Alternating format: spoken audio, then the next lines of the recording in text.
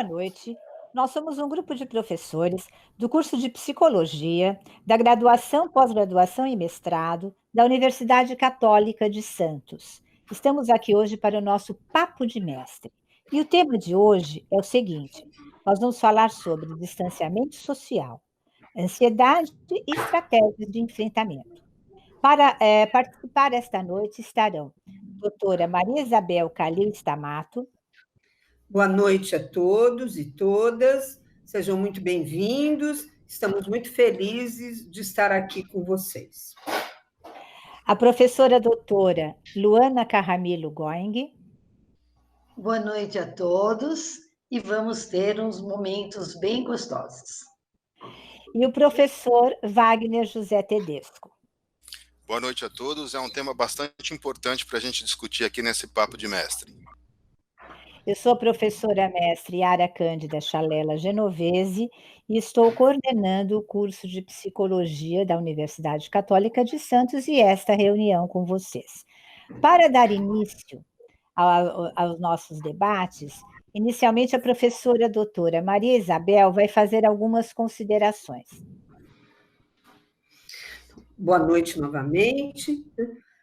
Acho que esse tema, né, da ansiedade é um tema muito significativo nesse momento em que estamos vivendo, né? Um momento de grande desafio para todos, desafios que nunca, na verdade, nos foram colocados, né?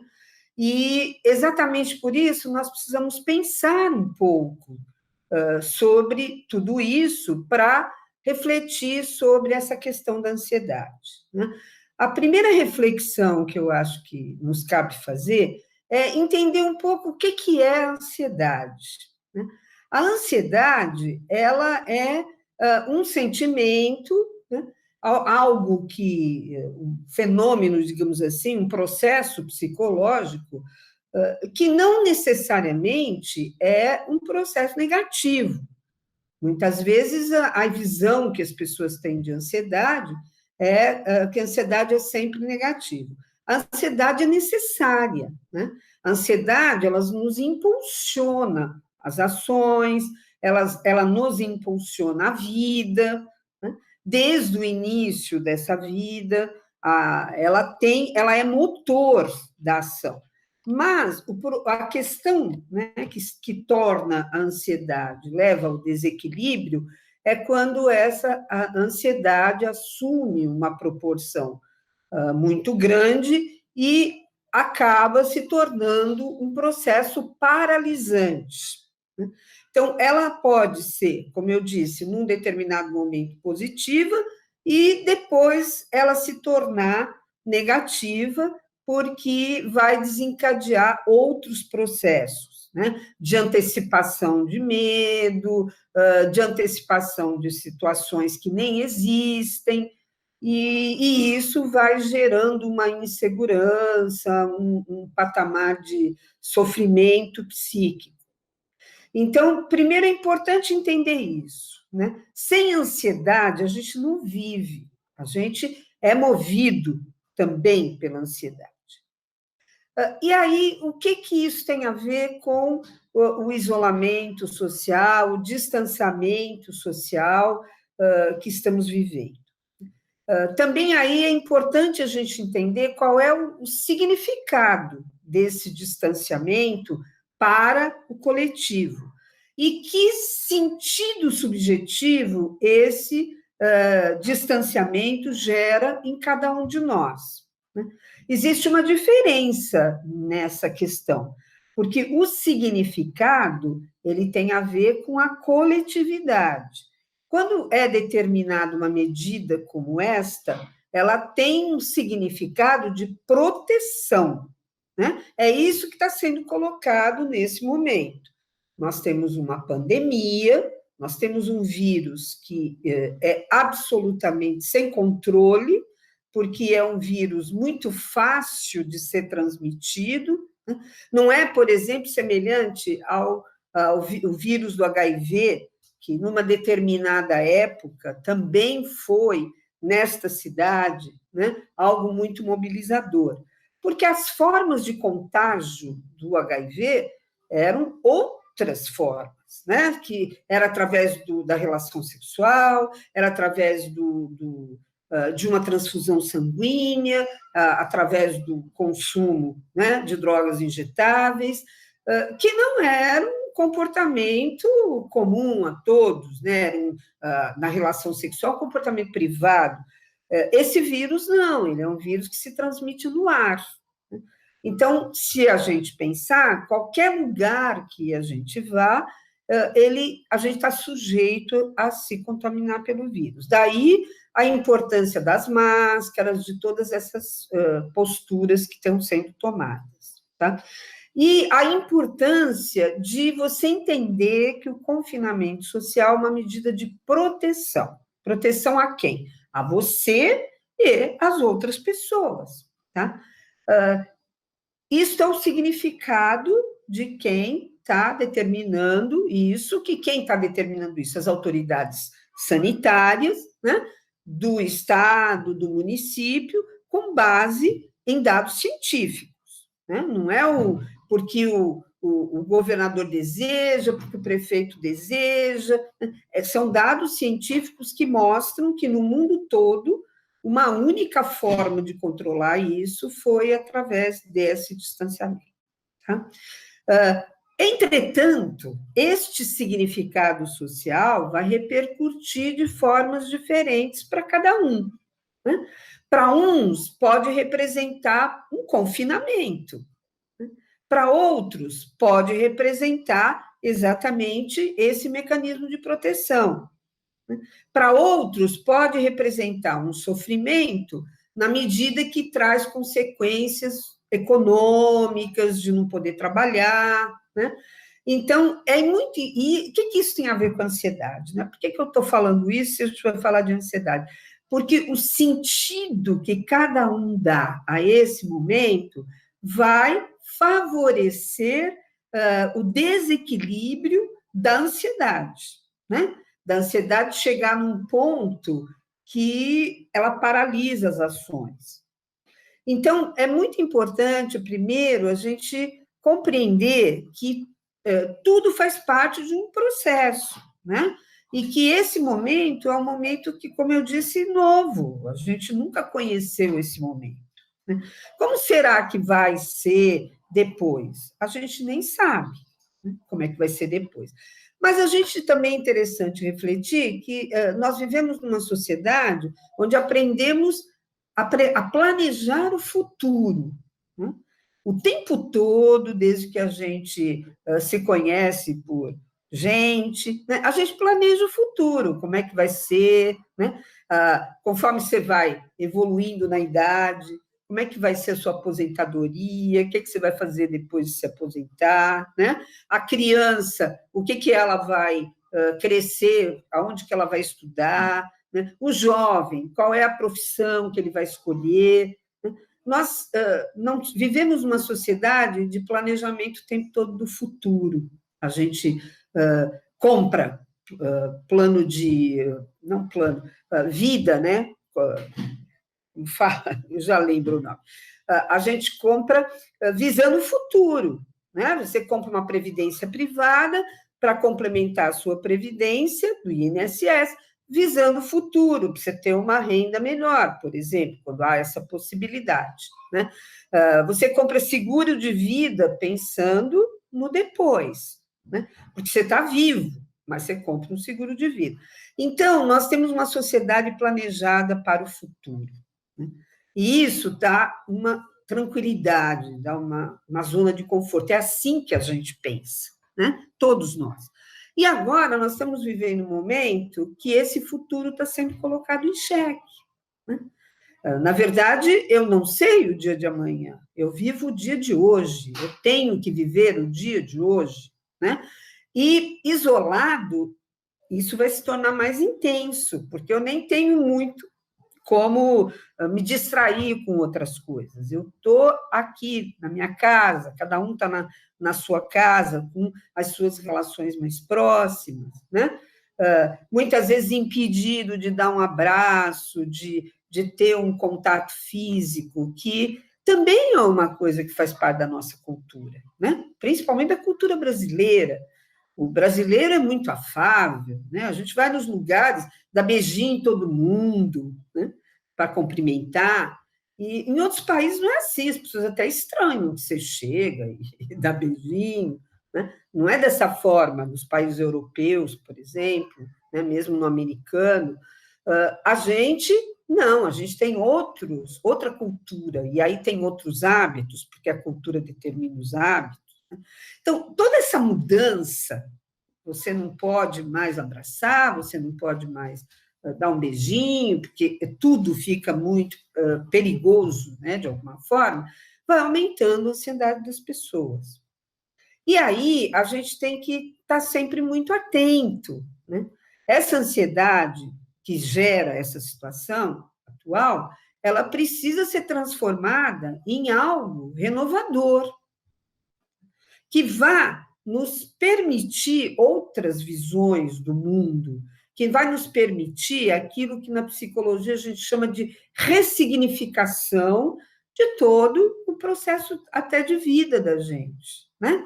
Até de se questionar o que é realmente importante, né? Se a gente não pode fazer uma série de coisas que antes a gente podia, e a gente está sobrevivendo, leva a um questionamento, né? O que é mais importante?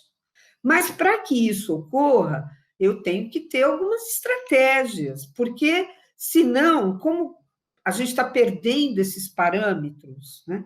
Eu não sei mais como é que eu vou programar o dia de amanhã. O que será que vai acontecer amanhã? Num primeiro momento, a gente achou que esse distanciamento social ia durar um pouquinho de tempo, né? Agora a gente percebe que não foi tão pouco tempo assim, e que vai se estender. Né? E vai se estender por quê? Porque a situação está se agravando. Você vê, né, lê, analisar as pesquisas, as informações diárias, a Baixada Santista está numa situação de agravamento desse processo. Então, a gente precisa pensar nisso. A gente precisa, mas aí como é que eu vou fazer para lidar com isso? Como é que eu vou conseguir ficar aqui na minha casa e a minha loja, ou da minha família, que é a minha forma de sobrevivência, está lá parada, né? Não está rendendo nenhum, não lucro, mas o mínimo de sobrevivência, né? Como é que eu vou trabalhar com o meu filho, que está na escola, mas a escola agora veio para casa, né? E eu não sou pedagoga, eu sou mãe, e eu vou ter que lidar com essa situação, né? E a criança não consegue prestar atenção, porque os vídeos que os professores vão fazer são vídeos caseiros, né? E ele vai ter que competir com o vídeo do YouTube, né? E aí eu acho que, assim, essas questões, elas são muito importantes da gente estar refletindo, e volto a dizer, que estratégias que a gente pode ter, né? Então, a gente tem diferentes estratégias para lidar com isso.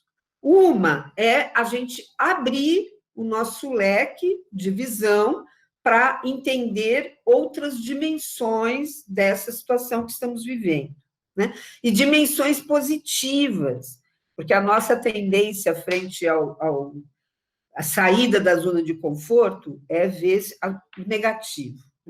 E aí, utilizar, por exemplo, técnicas de respiração, né? Quando a gente entra numa ansiedade muito grande, a gente começar a parar, vamos respirar um pouco, né?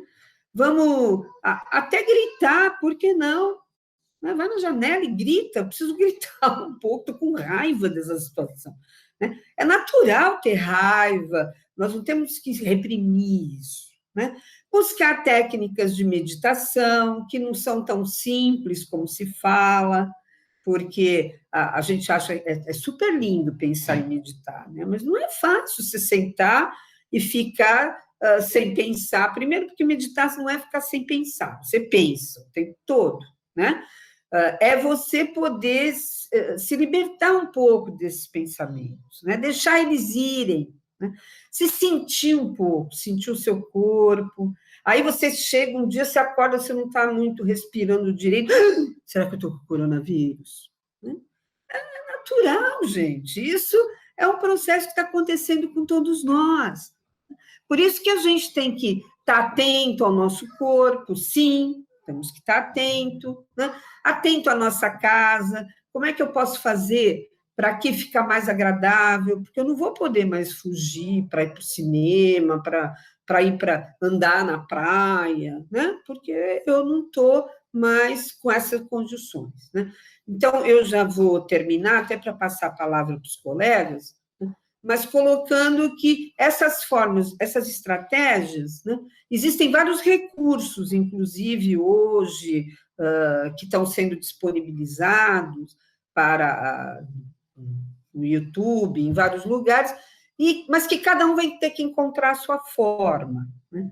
Mas o principal é a gente entender por que esse processo e que significado positivo pode trazer para a minha vida, né? Não só para a vida coletiva, tá? Aí depois a gente abre aí para outras, se vocês quiserem perguntar, né? E vou passar a palavra para os outros colegas e agradecer muito o convite, né, da professora Yara para estar aqui com vocês trocando essas questões, tá? Muito obrigada. Obrigada, professora Abel, foi brilhante, e de tudo que você falou, que foi muito próprio, o melhor foi quando você fala em abrirmos para dimensões positivas, né? Isso é muito importante. Agora nós vamos estar com a professora Luana Carramilo Going. A Luana é uma das poucas pessoas que eu conheço que ela não é doutora, gente, ela é bidoutora, tá? Ela tem 2 doutorados. E a Luana tem uma imensa experiência em toda a área que se relaciona com a psicologia escolar. Mais do que todos os outros aspectos, este é o que está pegando muito. Luana, 10 a 15 minutos para você dar o seu recadinho, por favor. Boa noite a todos, meu nome é Luana. Realmente, a minha área é a área da psicologia escolar, sou professora do curso de psicologia da Universidade Católica de Santos, sou professora também da... El, liga o microfone. Eu sou professora do mestrado de Psicologia, Desenvolvimento e Políticas Públicas, e minha área de atuação realmente é na busca de nós estarmos entendendo as questões que envolvem a educação, junto com a ansiedade, com todas as questões da aprendizagem ligados à escola, né? Então, antes de nós começarmos a falar um pouquinho da ansiedade, que a Bel já falou, né? Eu acho que seria um convite pensar de que escola nós estamos falando, né?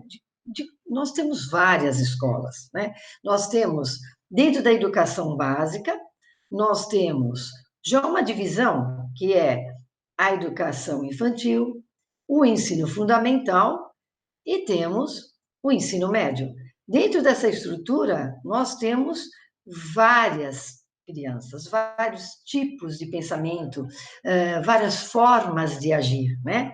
E temos o ensino superior, que também é uma outra característica, e todos eles são escolas.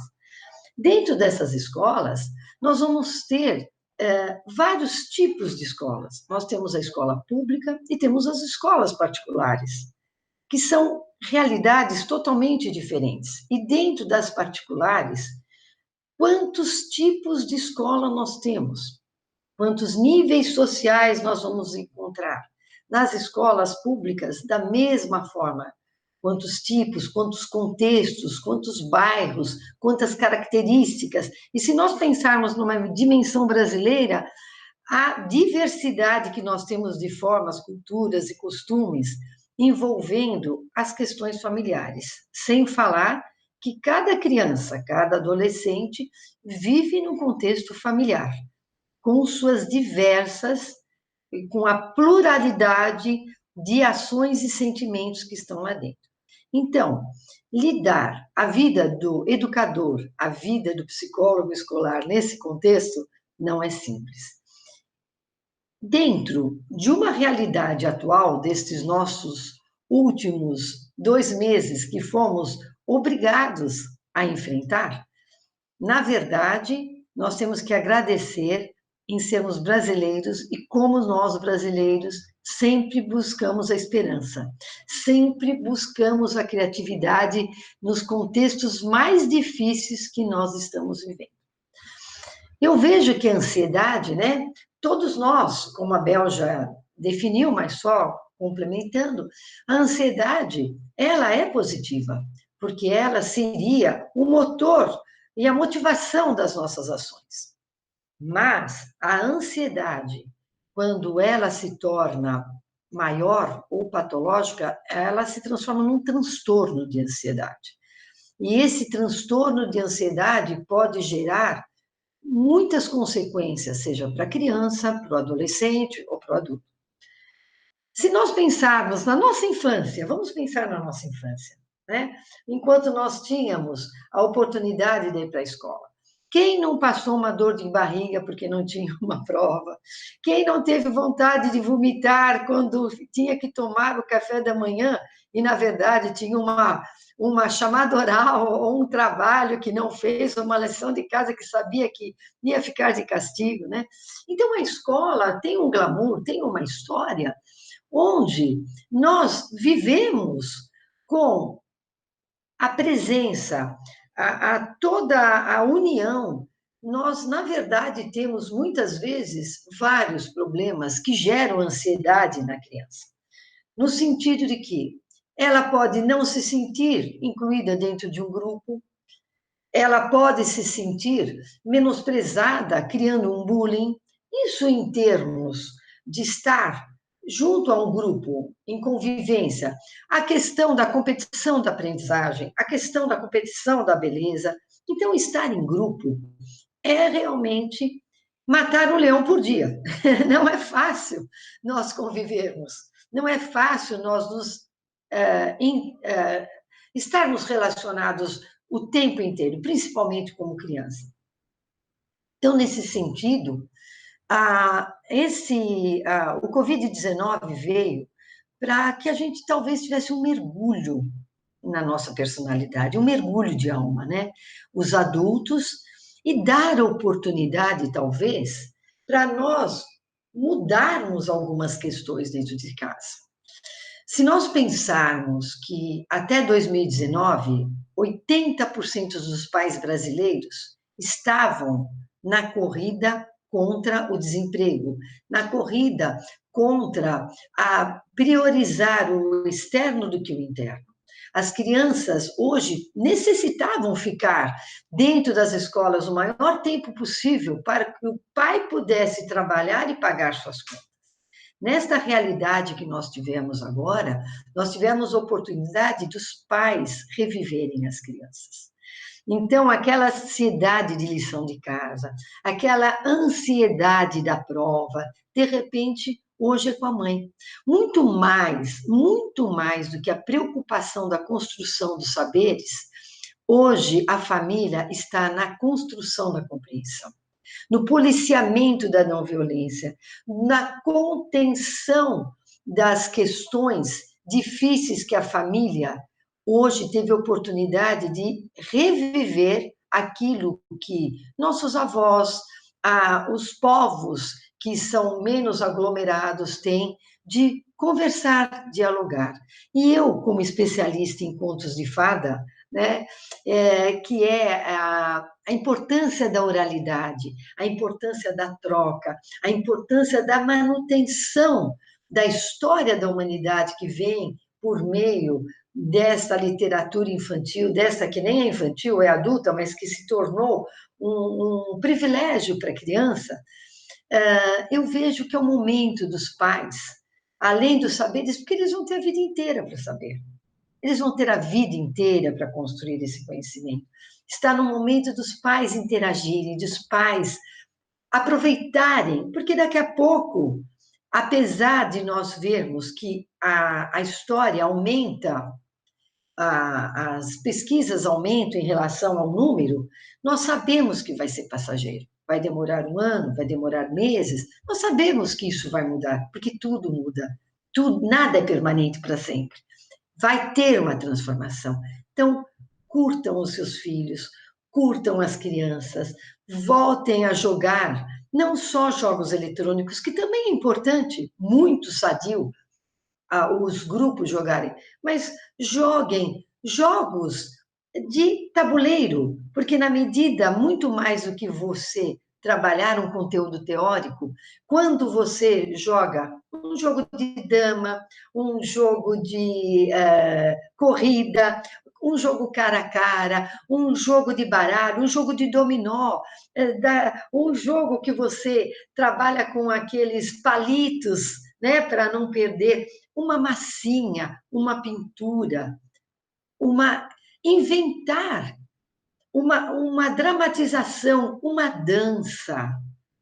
Todos esses momentos são preciosos. Na verdade, talvez a gente ache que é uma tragédia, mas quem sabe seja a recuperação de nós humanos.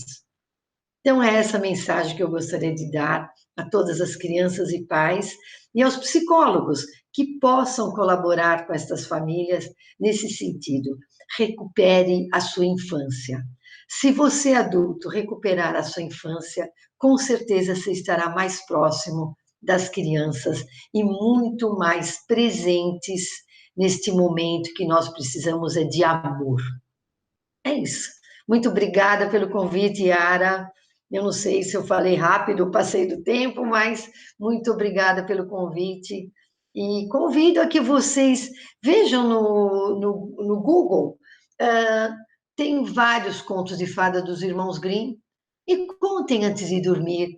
Mesmo que conte as histórias que os seus pais contavam para vocês. Brinquem com os brinquedos que vocês tinham na infância, que é só isso que nós precisamos nesse momento. Obrigada. Muito obrigada, Luana. Brilhante, brilhante, brilhante palestra, considerações extremamente importantes. E agora nós vamos passar para a fala do professor Wagner, experiente profissional em toda a área da psicologia organizacional, que certamente terá uma mensagem muito rica para nós. Wagner, a palavra é sua. Legal, muito obrigado, boa noite a todos.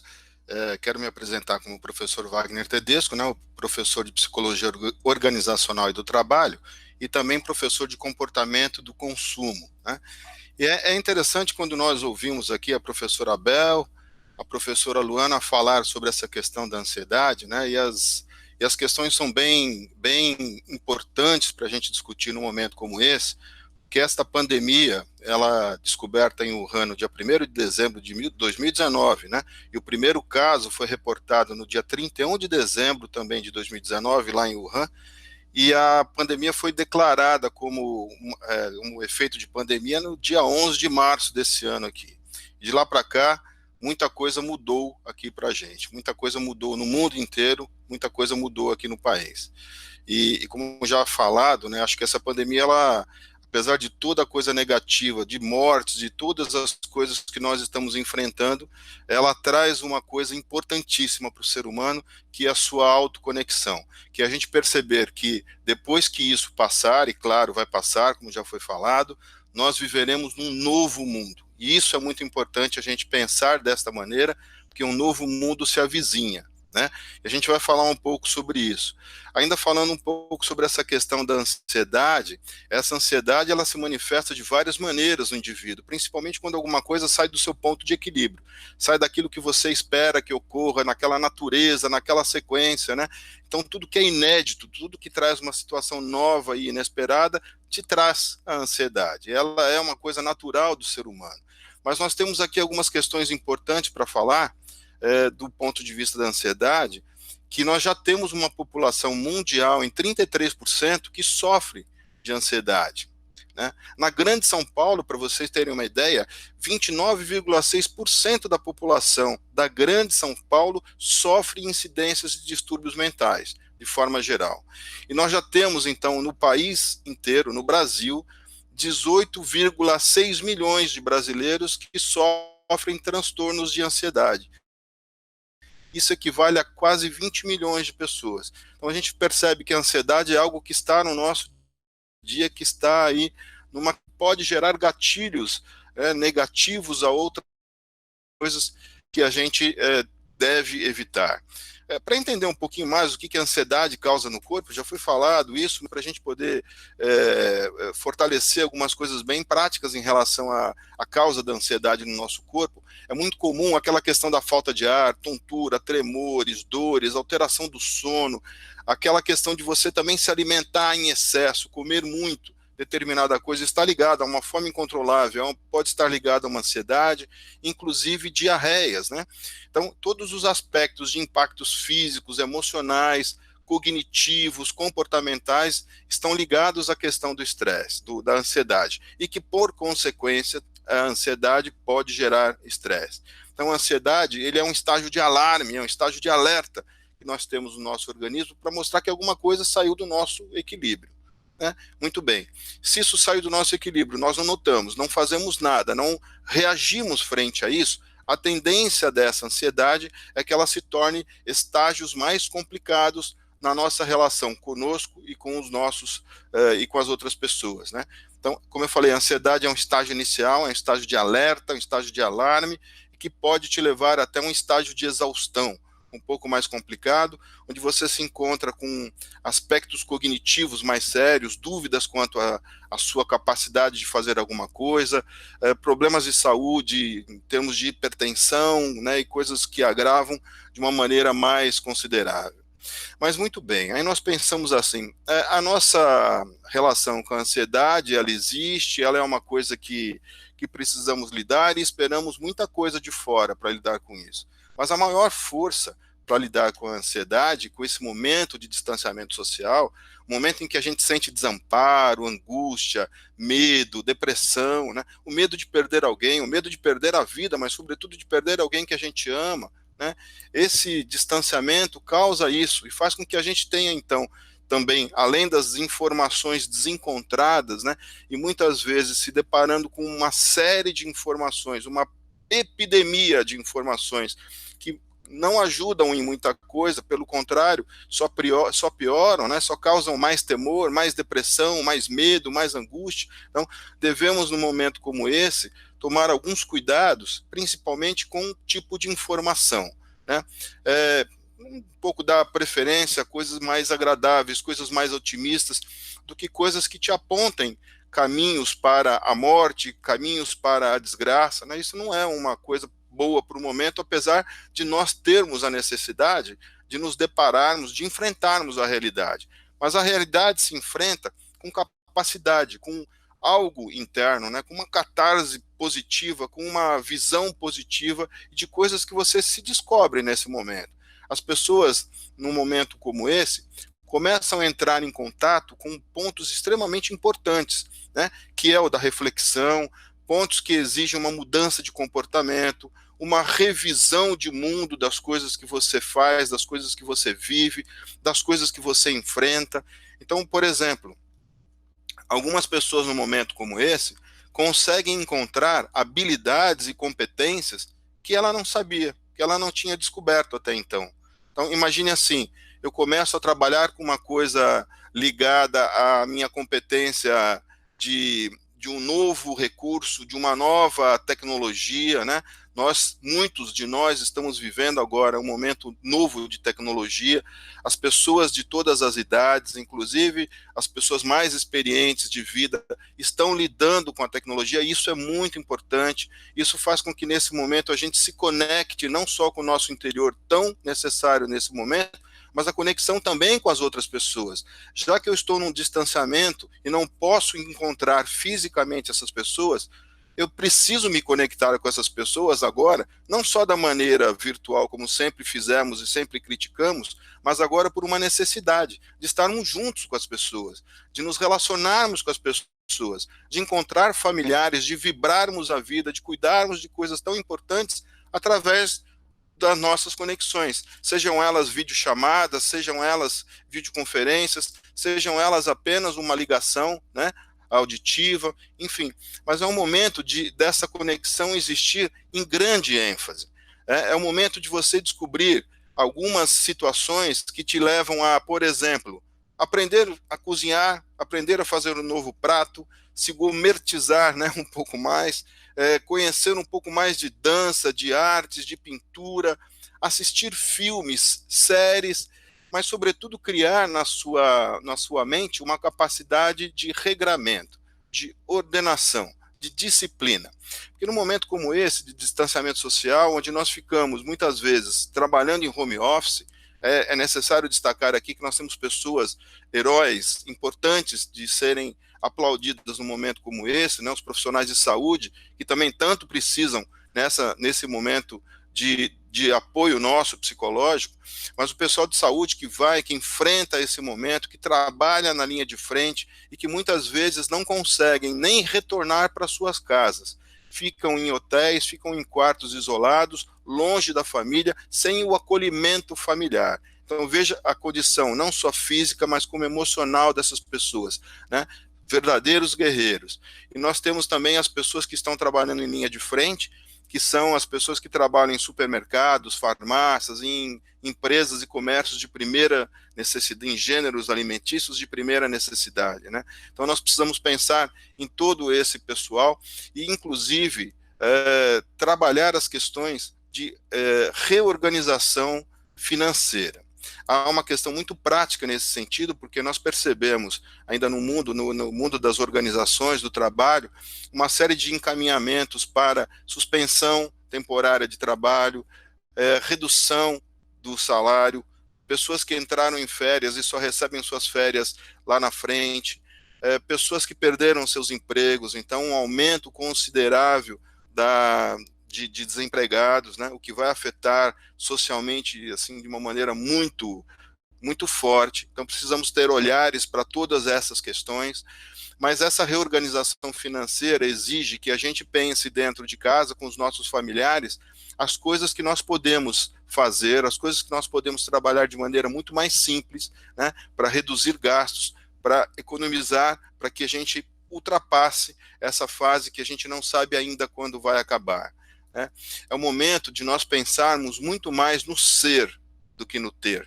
Então essa pandemia traz essa questão de nós realmente nos conectarmos conosco, pensarmos sobretudo nas nossas coisas, nas nossas dificuldades, nas nossas potencialidades, nas coisas que nós podemos melhorar, crescer na nossa vida e no nosso relacionamento com as outras pessoas, né? E menos ter. O ter agora é o que menos importa. Você nota que agora você fala, meu carro está na garagem, eu não precisava nem ter esse carro na garagem, eu pouco saio com ele, né? Algumas roupas que eu comprei de marca, eu não posso sair com elas porque elas estão me esperando no guarda-roupa, né? Então você começa a perceber que algumas coisas são desnecessárias nesse momento, mas o que é mais necessário é o ser, é o seu encontro com você, que é tão importante. A questão de você realmente se reinventar, né? É o momento de se reinventar, é o momento de você sair do casulo que você viveu durante um tempo, imaginar que você tem uma transmutação, uma vida nova, coisas novas para fazer, né? E quando você pensa assim, eu tenho coisas novas para fazer na minha vida, eu tenho um novo mundo que eu vou viver. Um mundo talvez de muito mais sociabilidade, de muito mais cuidado com o outro, de muito mais abraço, de muito mais carinho, de muito mais preocupação, que a gente já deve ter nesse momento, mas lá na frente com mais preocupação, né, com as pessoas, de estar juntos, de comemorar, de curtir a vida. Há sem profetizar nada, evidentemente, há uma expectativa de uma explosão de sociabilidade quando tudo isso passar. Todos nós queremos estar juntos em barzinhos, comemorando, em churrascos, em confraternizações, né? Isso deve ocorrer lá na frente, né? Se Deus quiser. Então é importante que a gente tenha isso em mente, se preocupe com isso, porque dias melhores virão. Algumas mudanças importantes, só finalizando a minha fala aqui, algumas mudanças importantes em relação a mudanças de hábitos de consumo, né?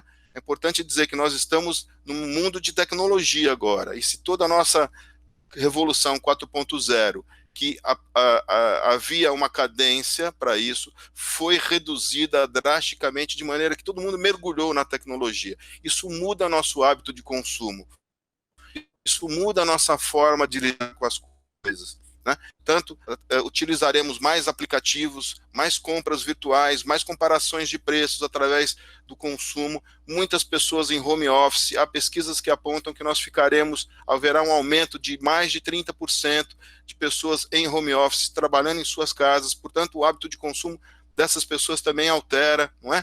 Então nós precisamos pensar em aplicativos mais intuitivos, mais fáceis, que atinjam, que abranjam toda a população, né, de todas as faixas etárias. Então, veja, nós temos muitos desafios, mas o maior desafio nesse momento é a nossa conexão interior, entendermos nossas potencialidades e se conectar muito com as pessoas, sempre mantendo contato, sempre ligando, sempre se preocupando com todos. As organizações também sofrerão mudanças importantes e nós precisaremos estar preparados para este novo mundo.